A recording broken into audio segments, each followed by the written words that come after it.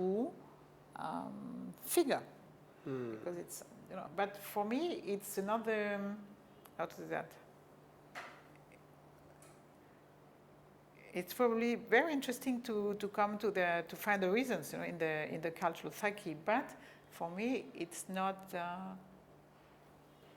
ending in a evaluation of the quality of the modernism of Indian modernism, according to the proportion of abstraction. And after that, I think one of the problems we have today, a little bit parallel to the one we mentioned, the not overestimation, but the limitation of Indian modern to the 47 group. One parallel phenomenon is the systematical interest of, let's speak fast, the West for non-figurative Indian artists, or Nassim Mohammedi, Gaitonde. I'm not questioning the quality of the works, I'm questioning this very bizarre emphasis, and Raza is not escaping to that, I'm afraid, systematical emphasis on these expressions, and not because you have a few other Indian artists who are figurative, who are absolutely... Yeah, I mean, just to support our views, I can cite one example here. We have one very senior artist in Shantiniketan who is still living and working. We were talking about him with you. His name is Soumik Ghosh. He was a direct student of Ramkinkar Bej. Direct student, and Ramkinkar Bej wanted him to join Kalabhavan as a teacher, and he did.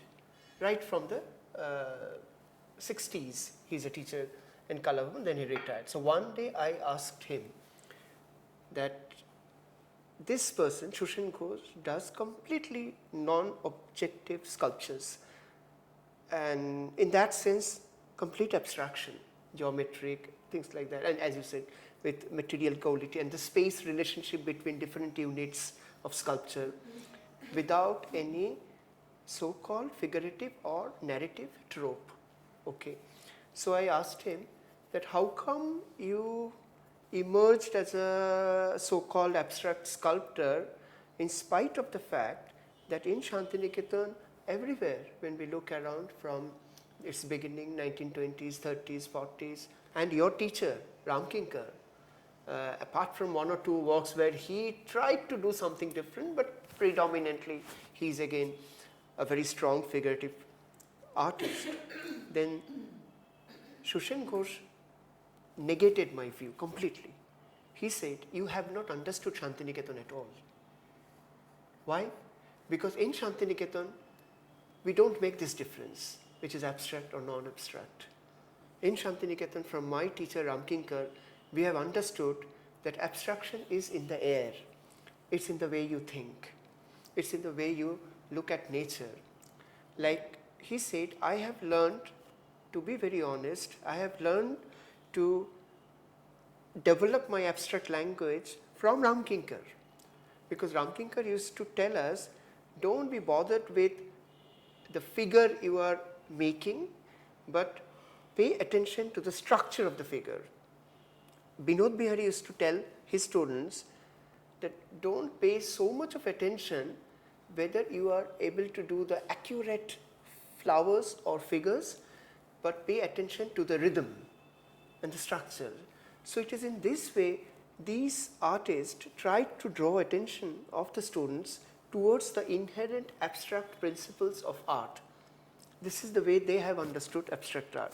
Secondly, as you were talking about the cultural psyche of Shantiniketan, also in the practice of art, they paid a lot of attention to, for example, decoration, design, alpona, things like that where very specific knowledge and clarity of abstraction was needed to carry out those designs and decorations.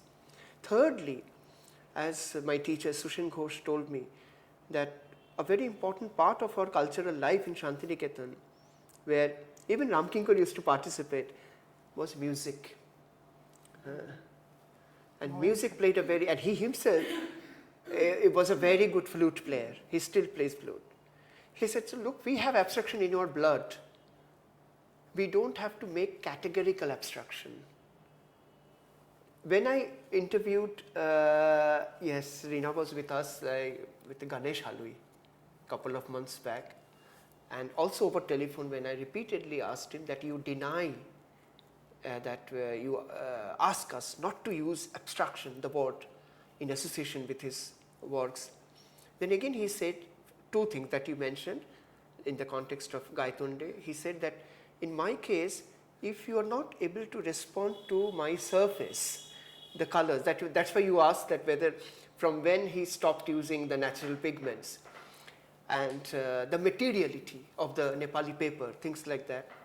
And secondly, all my so-called abstract signs and articulations in my painting, they all come from, he didn't say use the word spiritual, but he said they all come from my natural experience with nature and also non-material experiences with my nostalgia of the East Bengal, which I had left due to partition, and the memories which are continuously fading out, and I'm trying to bring them back.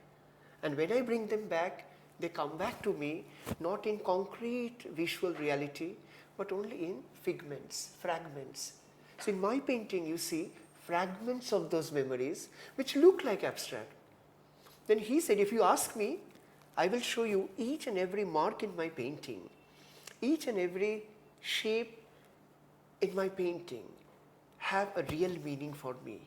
So this is his take on abstraction, which is so different from the way we as students first learned about the Western abstract art, wherein there was a complete denial of narrativity, of figuration, of objective identity. So since just we saw together yes, I think it's confirming that it has also to do with the cultural psyche. Right. This Correct. would be really what I would That's why I told identify you with this. the cultural psyche. Even so, when we would go deeper into what you call Western abstraction, whether it's American West or European West, you might find very different project. And the point is that there was a kind of, to a certain extent, ideologization of the abstract practices, and it became a kind of doxa. It's good, it's intelligent because, right. And it was so.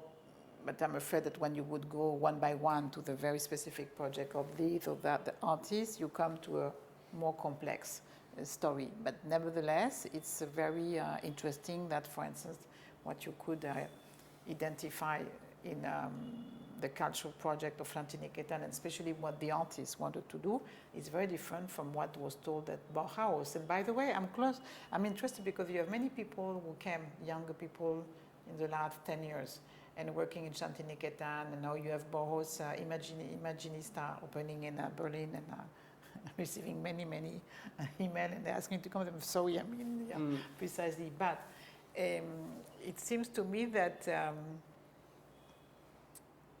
again, what we are discussing is very important. So it's not so similar. It's not because you had the Bauhaus exhibition, which was, of course, very important to have this exhibition in 1922. Because it was, but again, it could be very interesting to see what it inspired to the artist. A little bit like with Picasso, what you project, but what you do out of that. And that's why when I see sometimes people always mentioning the influence of Paul Klee, and I think it's a little bit Kandinsky. Exaggeration, because you might have very different inspirations, I would say. And it's not because you had Stella Kramrich, because it's very interesting to know where she came from, but it's also very interesting how she worked out from the Indian,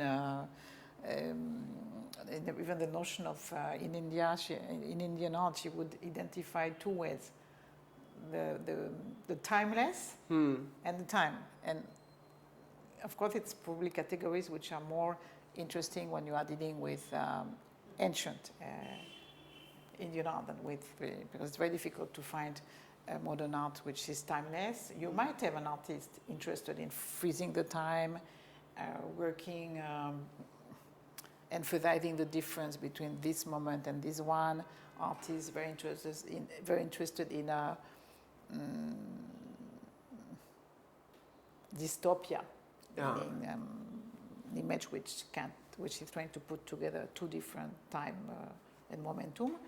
But this is what we should discuss, and it seems to me that it's a little bit ingenuous, this story about the Bauhaus in Chantilly-Quétaine, because I see as many differences Correct. as we have common points.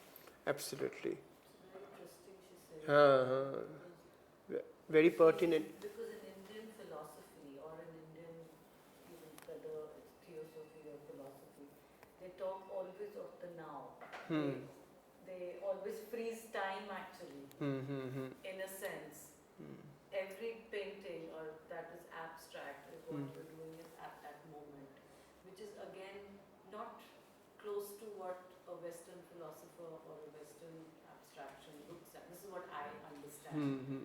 Like here you're always looking at the now, at the present moment, here now, your fractures or your elements, and you freeze it in that. And make it timeless. Timeless, absolutely. In that you go to the shunya, you go to that. And so taking it out from the clock time to a more conceptual time, a notional time. Yes, which is a very Western. After that, that when you look at what Romila Thapa wrote, you have it's on the one hand it's true that there is a tendency to a cyclical time. Cyclical time, but right. This doesn't mean necessarily, and of course she's explaining that much better than I do. It doesn't mean necessarily. It would be very simplistic to conclude from that India and Indian people have no conception of history. And what she made clear is that you might have different ways of writing, constructing history. But what you said at the moment is because we had the beginning of a discussion in the car the other day, because when I went to Chantilly-Quétaine, I met the widow of this artist. Cherbury. And I was seeing many photographs of musicians, and this woman from Pakistan probably